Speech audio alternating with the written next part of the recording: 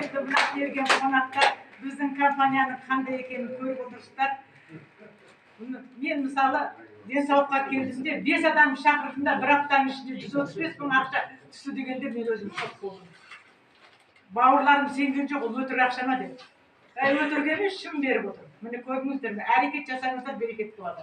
Мен мынау Аманкүл ханыммен больницада бірге жатқанбыз. Мен больницада жатқан адамдардың бәрін соңынан қалмаймын ғой. 6 ай сайын, 3 ай сайын қалдарын сұрап, общение жасайды. Сөйтіп жүріп мына кісіні артымнан ерттім.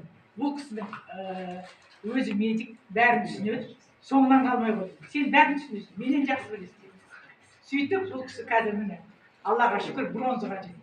Енді осы бронза болған немді мен өзімнің атымнан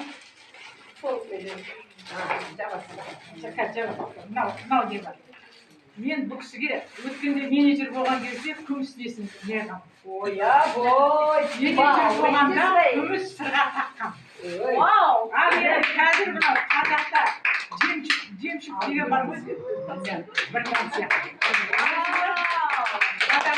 Бұл кісі әлі не болады?